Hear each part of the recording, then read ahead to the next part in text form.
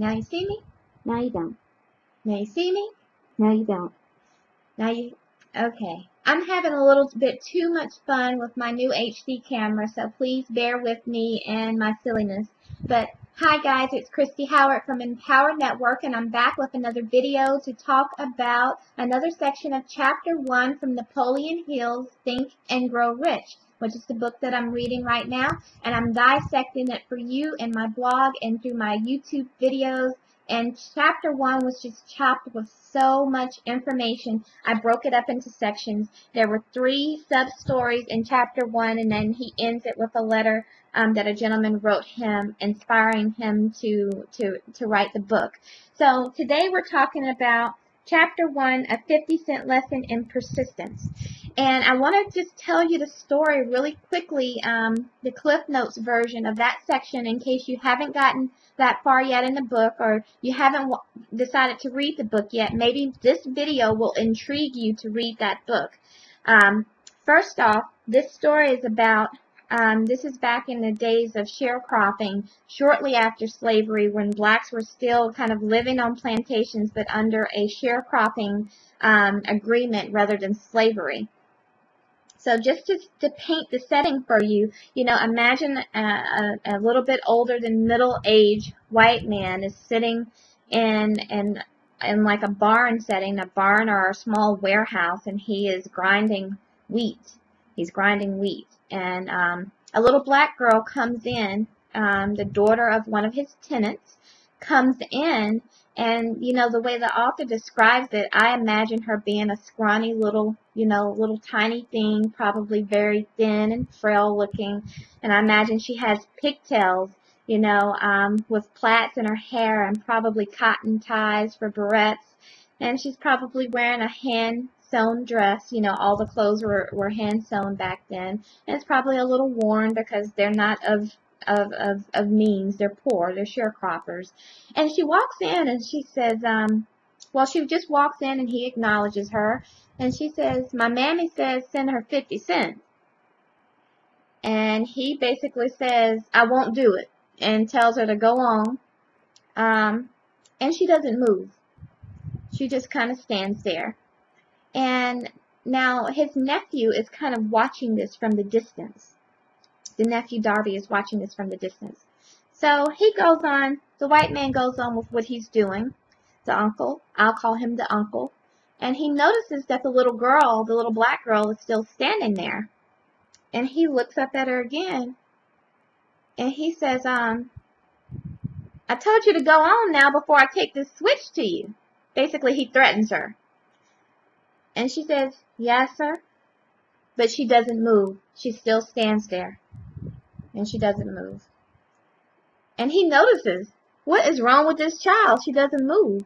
So he goes to pick up basically a piece of wood. I can't remember the term, but it's a piece of wood that is used to make barrels. So it's a carved piece of wood that was probably a part of a barrel.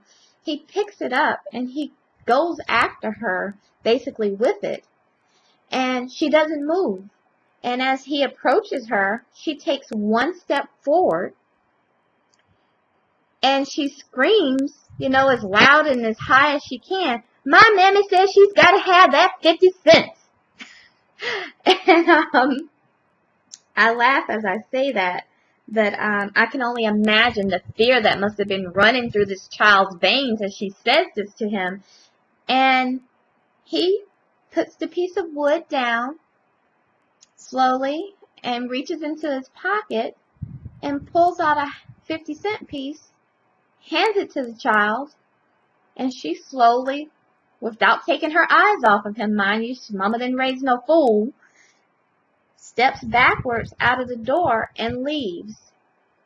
And then the uncle goes back to sit in the chair and just kind of sits there and stares out of the window. I guess he was wondering, just like I was as I was reading, what just happened? What just happened here? So that's the story. That's what happened in this portion of the book. And I have some key terms that I want to talk to you about that the author uses that really resonated with me. And those key terms are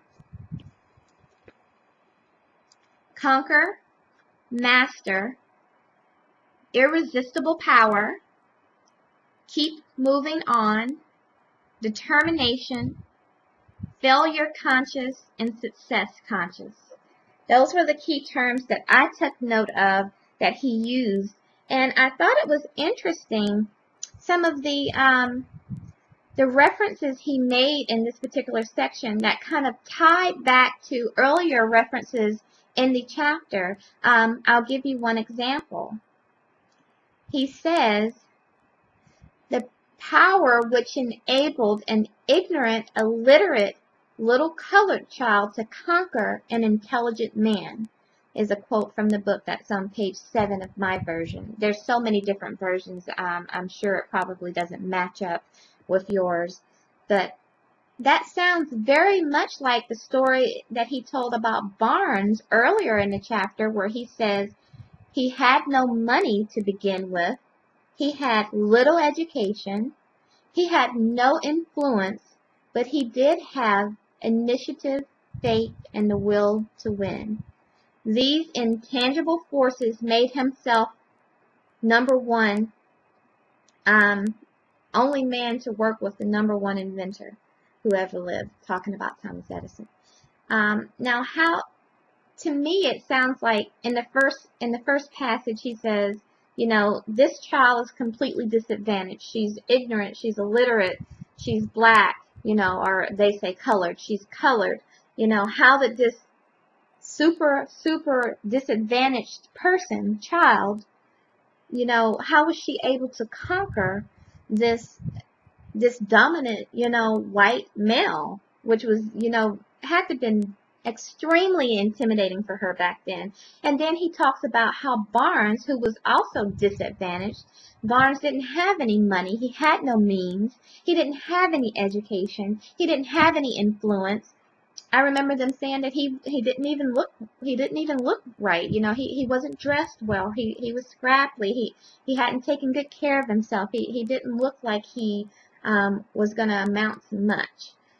So again, Barnes is completely disadvantaged, completely at the disadvantage, but yet still with his initiative, faith, and will to win, that he was able to accomplish and realize his goals and his dreams of working with Thomas Edison and being his associates.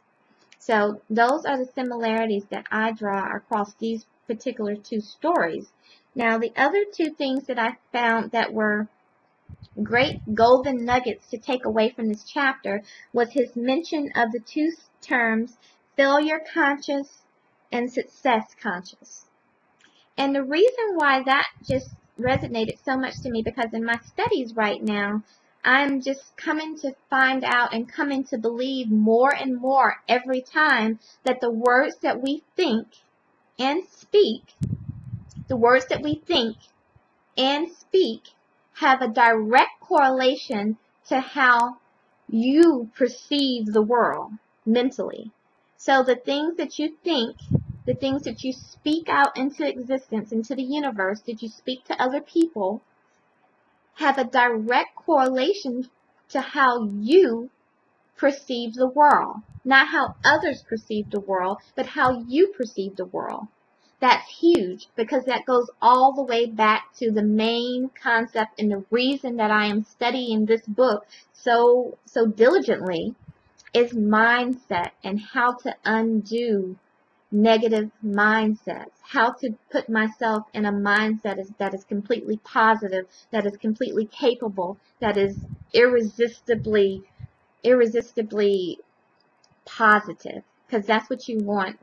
It all ties into the movie The Secret that I watched a few days ago, and the laws of attraction. It all goes into changing your mindset. It all goes into the positive thinking concept. All of it all ties together, and it all means the same things. All of these people are packaging it in a different way, but what you have to do is you have to be success conscious. You have to be able to look out and see the silver lining. See the silver lining in situations and not always go to the negative. You have to be able to be results driven. You know, you need to be able to look at things and to see, oh, well, there's a problem, but guess what? I'm focused on the solution and I'm not dwelling on the problem. So I thought that those were the key terms and those were my takeaways for this particular section and overarching for the chapter. This was a very powerful session. And I want to leave you with the last very powerful quote that I really enjoyed from this section of chapter 1, and it is, converting defeat into stepping stones to opportunity. Meaning that failure is going to come. You are going to fail at some things, or you are going to have temporary defeat, is actually what he calls it. Temporary defeat will come, but you are not a failure unless you quit. So, in the face of temporary defeat, looking at it and using it as a stepping stone to a new opportunity, to an opportunity for success, is the correct mindset that you have to be in if you want to indeed be successful and realize your goals and dreams. So, I leave you with that. Now, if you're reading this book, Think and Grow Rich by Napoleon Hill, and you're watching this video, and you're dissecting this book along with me, then you are definitely headed in the right direction to realize your goals and your dreams. The next step for you to do is to take massive action with Empower Network. Now, you may have heard, but Empower Network is growing leaders, millionaire leaders like nobody's business.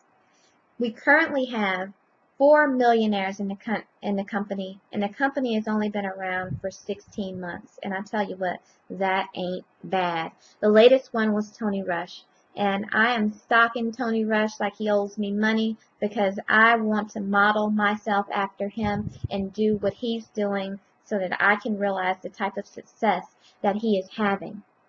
Now, if you don't want to make money, if you don't want to be successful, if you don't want to build a life of your dreams, if you don't want to have a nice car, a nice house, if those things don't mean anything to you, or if you don't want money in your account so that you have a peace of mind of how you're going to provide for yourself and your family in the future, then I'm not talking to you. But if you do want to be successful, if you do want money in your account, if you do want a peace of mind, if you do want to fire your boss, then I'm talking to you. The next thing for you to do is to take massive action with me right now. My name is Kristie Howard, and I am building a team of people that are realizing their dreams, their goals, their ambitions right here with Empower Network. We are growing leaders. We are teaching marketing. We are teaching how to market yourself, how to market any product or service that you may be interested in. We are doing it right here at Empower Network. And I think that you should take massive action right now. Click the link below and let's get started building your dream.